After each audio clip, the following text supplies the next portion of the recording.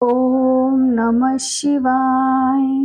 अध्याय 9. वामदेवाची कथा. तो शिवनामामध्ये सतत रंगून जात असतो. त्याच्यावर काळाची सत्ता चालत नाही. जन्म मरणाच्या चक्रातून तो सुटून जातो. आयुष्यात सतत संपत्ती मिळवण्याचा प्रयत्न केला तर शेवटी अनेक प्रकारची संकटे उभी राहतात. परंतु शिवनामात रंगून गेले तर सर्व प्रकारची संकटे नाहीशी होतात. शिवाचे ध्यान करणारा पुरुष धन्य होय. त्यासंबंधी व्यासमुनी एक कथा सांगणार आहेत. तरी सावधचित्ताने ती श्रवण करावी. पुरातन कालामध्ये एका मोठ्या वनामध्ये वामदेव नावाचा महाज्ञानी ऋषी राहत होता. तो सर्व अंगाला भस्म फासत असे. तसेच नेहमी कडकडीत उपवास करीत असे. दिगंबर अवस्थेत तो सर्वत्र संचार करीत असे. संपूर्ण विश्व शिवस्वरूप आहे अशी त्याची परमश्रद्धा होती. त्यामुळे त्याच्या मनात कोणत्याही प्रकारचे द्वैत नव्हते. तो नेहमी मौनात राहत असे. सदैव शंकरांच्या स्मरणात तो नेहमी आत्मस्वरूपामध्ये रंगून जात असे. सर्वांना तो समाधी स्थितीतच वाटत असे. सर्वत्र त्याला शंकराचे रूप दिसत असल्यामुळे निसर्गाला त्याने जिंकले होते. एके दिवशी त्या मोठ्या अरण्यात एक भयानक ब्रह्मराक्षस आला. त्याची काया अकराविक्राळ होती. तो अनेक प्राण्यांना खाऊन टाकीत असे. त्याला लांबूनच वामदेव दिसला. ब्रह्मराक्षस वामदेवाच्या अंगावर धावून गेला. त्याने वामदेवाच्या गळ्याला घट्ट अशी मिठी मारली. त्यावेळी वामदेवाने अंगाला लावलेले ते तेजस्वी भस्म थोडेसे त्या ब्रह्मराक्षसाच्या अंगाला लागले. एका क्षणात त्या राक्षसाच्या बुद्धीचा पालट झाला आणि तो वामदेवांच्या चरणावरती पडला. वामदेवाला या घटनेचे काही भान नव्हते. तो शिवभजनामध्ये रंगून गेला होता. त्याला शरीराचे भानच नव्हते. ते शरीर सध्या कोणत्या देशात भ्रमण करत आहे याची त्याला जाणीव नव्हती. वामदेवाच्या स्पर्शाने त्या ब्रह्मराक्षसाला मात्र ताबडतोब दिव्य रूप प्राप्त झाले. पूर्वीच्या अनेक जन्मांचे त्याला स्मरण होऊ लागले. तो राक्षस वामदेवाला नमस्कार करून म्हणाला, हे गुरुदेव, आपल्या कृपेने मला मागील अनेक जन्मांचे ज्ञान प्राप्त झाले आहे. मागील 25 जन्मामध्ये मी अनेक पापे केली. ती सर्व पापे मी आता तुम्हाला सांगणार आहे. पूर्वी मी दुर्जय नावाचा राजा होतो. मी अतिशय दुराचारी होतो. सर्व प्रजेला मी छळत असे. त्या जन्मामध्ये मी वेदशास्त्र पुराणांचे कधी श्रवण केले नाही. धर्माचा कोणताच विचार केला नाही. ब्रह्महत्येसारखी महान पातके माझ्या हातून कितीतरी घडली. मी अनेक प्रकारच्या दुष्टचक्रांमध्ये सापडलो. अंमली पदार्थांचे सेवन केले. अभक्ष्याचे भक्षण केले. वाटेल ते खाल्ल्यामुळे मी आजारी पडलो. अनेक प्रकारचे रोग जडले आणि त्यातच माझा मृत्यू झाला. माझी पापकर्मे पाहून यमदूतांनी मला नरकामध्ये ढकलून दिले. अतिशय दारुण दुःख कसे भोगतात याची मला कल्पना आली. यमदूताने माझ्या पापांचे मला प्रायश्चित्त दिले. तांब्याच्या तापलेल्या जमिनीवरून यमदूत मला चालायला लावत होते. तापलेल्या लोखंडाचा खांब लाल झाला की त्याला आलिंगन द्यायला मला सांगत असत. खारट आणि कडू रस मला मुद्दाम प्यायला देत होते. पक्ष्यांना माझ्या डोळ्यावर बसून डोळे फोडायला सांगत मला कुंभी पाकात टाकून रटारटा शिजवत असत. माझ्या दोन्ही कानांमध्ये तापलेल्या सळ्या खुपसत असत. तसेच सगळ्याच दास महाभयंकर स्वरूपाचा होता. नरकामध्ये, रक्तकुंडामध्ये आणि रेतकुंडामध्ये कितीतरी दिवस मला बुडवून ठेवले. माझ्या शरीराच्या अंगाचे तुकडे काढले. माझ्या शरीरावर झालेल्या जखमांवर मिठाचे पाणी ओतत असत. माझी जीभ, नाक, कान तीक्ष्ण अशा शस्त्राने कापून टाकले. माझे हातपाय तोडून फेकले होते. तीक्ष्ण शस्त्राने माझे पोट कापले. माझ्या डोळ्यांमध्ये तापलेली शस्त्रे खुपसली. तापलेल्या लोखंडाने माझ्या शरीराला डाग देत असत. असंख्य नागविंचू माझ्या शरीरावर सोडत असत. अग्नीने माझे शरीर भाजविले.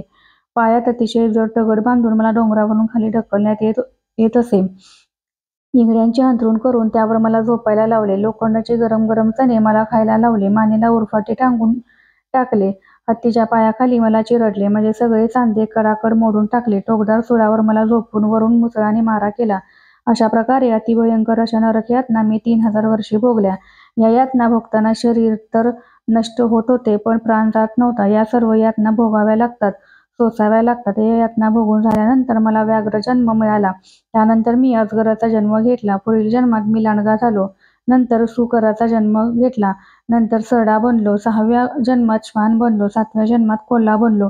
8व्या जन्मात गेंडा बनलो. 9व्या जन्मात मी माकड झालो. 10वा जन्म गाढवाचा मिळाला आणि अतिशय कष्ट करावे लागले. मग मुंगूस झालो. 13वा जन्म मी पक्षी कुळातील बगळा झालो.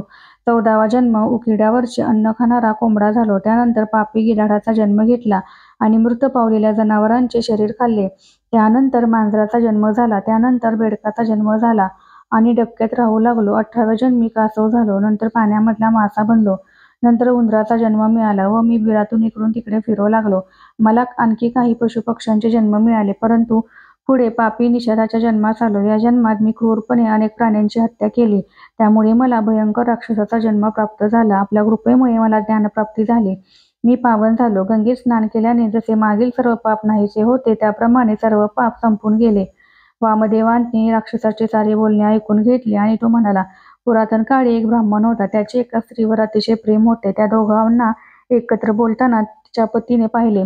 आपल्या पत्नीकडे परपुरुष वाकड्या नजरेने पाहत आहे हे जाणून त्याने त्या ब्राह्मणाला ठार मारून टाकले आणि मृत शरीर गावाच्या बाहेर नेऊन फेकले. त्यावर कोणी अंत्यसंस्कारही केले नाहीत. यमदूत सुद्धा त्याच्यावर प्रहार करीत त्याला घेऊन गेले. त्या ब्राह्मणाला प्रायश्चित भोगावे लागले. ज्यावेळी ब्राह्मणाचे प्रेत गावाबाहेर पडलेले होते त्यावेळी शिवालयाच्या समोरील भस्मात लोळून पडलेले एक कुत्रे पळत पळत ब्राह्मणाच्या प्रेतावर जाऊन आदळले. त्यामुळे कुत्र्याचे भस्म ब्राह्मणाच्या अंगाला चिकटले. त्याची नरकातून सुटका झाली. शंकराने विमान पाठवून त्याला आपल्याकडे बोलावून घेतले. शिवभस्म हे अत्यंत पवित्र आहे आणि अशा प्रकारचा हा शिवमहिमा आहे. राक्षस हे सारे ऐकत होता. तो म्हणाला, महाराज, आपण भस्म महिमाचे आणखीन वर्णन करा. उत्तम भस्म कोणते, ते कशा प्रकारे लावावे हे कृपा करून मला सांगा. वामदेव राक्षसाला सांगू लागला, एके दिवशी अतिशय उंच अशा मंदारगिरी पर्वतावर शंकर सर्व देवांसह बसले होते. यक्ष, किन्नर, गंधर्व, देव, उपदेव, पिशाचे सर्वजण एकत्र आले होते. मरुद्गण, पितृगण, 11 रुद्र, अष्टवसु, अष्टभैरव, अष्टदिक्पाल, 88,000 ऋषी, 60,000 वालकिल्य, ब्रह्मपुत्र, पाताळनाग, पृथ्वीवरचे महान पावन राजे असे सर्वजण शंकरांजवळ बसले होते. नंदिकेश्वर पुढे बसले होते. त्याचवेळी सनत्कुमार तेथे आले आणि ते शंकरांना हात जोडून म्हणाले, कृपया भस्म धारण करण्याचा विधी सांगावा. त्यावेळी शंकर म्हणाले, गायीच्या शेणी उत्तम प्रकारे जाळून त्याची राख करावी. त्याला थोडी देखील माती लागणार नाही याची खबरदारी घ्यावी. ती विभूती शिवगायत्री मंत्राने मंत्रावी. आधी अंगठ्याने वर लावे, मग मस्तकाभोवती लावावी. विभूती लावताना तर्जनीचे बोट लावू नये. करंगळीही त्यापासून वेगळी ठेवावी. तर्जनीने न लावता 3 बोटांनी सर्वांगाला लावावे. यामुळे मोठी पातके त्वरित नाहीशी होतात. मद्यपान, ब्रह्महत्या, भक्षण इत्यादी पापे सुद्धा शंकरांचे पवित्र भस्म लावले असता नाहीशी होतात. हा भस्माचा महिमा शंकरांनी सनत्कुमाराला सांगितला. तो हा भस्म महिमा वामदेवाने पुन्हा ब्रह्मराक्षसाला सांगितला. त्यामुळे ब्रह्मराक्षस श्रीशंकरांच्या रूपात मिसळून गेला. सत्संगतीचा असा हा थोर महिमा आहे. देव, गुरु, यज्ञ, मंत्र, तीर्थ, ज्योतिषी, औषधी यांवर प्रथम विश्वास ठेवला पाहिजे. पुरातन काळी पांचाळ देशात सिंहकेत नावाचा एक राजा राज्य करीत होता. तो अतिशय पराक्रमी होता. एके दिवशी तो रानात शिकारीसाठी आला होता.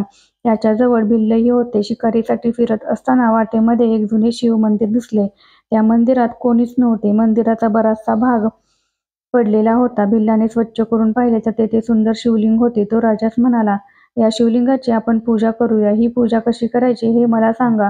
राजा सांगू लागला, रोज नवीन चिताभस्म लावून या. मंदिरातील शिवलिंगाची पूजा कर. राजाची आज्ञा मानून शबराने ते लिंग तेथून घरी आणले. आपल्या पत्नीला सर्व घटना सांगितली. पत्नीलाही अतिशय आनंद झाला. त्या दोघांनी एक सुमुहूर्त काढला आणि शिवलिंगाची स्थापना केली. त्या लिंगाची मनोभावे पूजा केली. रोज ते शिवलिंगाला नैवेद्यही आणत असत. अशा प्रकारे नित्याने परमश्रद्धेने पूजा केली जात होती. एके दिवशी शंकरांनी त्यांची परीक्षा घेण्याचे ठरवले. बिल्लाला चिताभस्म कोठेच मिळेना. त्याने रानावनामध्ये खूप शोध घेतला, पण चिताभस्म सापडले नाही. त्याने घरी येऊन पत्नीला हकीकत सांगितली. पत्नी पण काळजी करू लागली. ती म्हणाली, आता माझे स्वतःचेच भस्म करते, ते तुम्ही शंकरांना लावा व पूजा करा. प्रज्वलित अग्नी तिने आपला देह अर्पण केला. शरीराचे भस्म करून घेतले. शबराने ते भस्म शंकरांना लावले व नेहमीप्रमाणे मनोभावे शिवलिंगाची पूजा केली. परंतु आता नैवेद्य आणावयास दुसरे कोणी नव्हते. तो पूजेमध्ये दंग होता. पत्नी अग्नीमध्ये भस्म झाली हे त्याच्या लक्षातही राहिले नाही. त्याने नैवेद्य आणण्यासाठी पत्नीला मोठ्याने हाक मारली. त्यावेळी शबरी थाटामाटात नैवेद्याची ताट घेऊन आली. दोघांनी मिळून नैवेद्य दाखवला. दोघांनी शिवरूपाचा महिमा जाणला. आकाशातून विमान आले आणि त्या दोघांना घेऊन गेले. सिंहकेत राजाला अतिशय आश्चर्य वाटले. त्याने भिल्लाला चिताभस्म लाव असे सांगितले होते. भिल्लाने सर्व गोष्टींचे मनोभावे पालन केले होते. आता शबर व शबरीच्या पूजेचे कौतुक वाटले. शुद्ध हृदयाने केलेली भक्ती ही सर्वात श्रेष्ठ भक्ती आहे. आता सिंहकेत राजालाही शिवभजन करण्याची आवड निर्माण झाली. तो नित्याने शिवलीला अमृत ऐकू लागला. शिवरात्र, प्रदोष, सोमवार तो नित्याने करू लागला. दान धर्म करू लागला. शेवटी तोही शिवपदास प्राप्त झाला. असा हा शिवपूजेचा महिमा अतिशय आगाध आहे.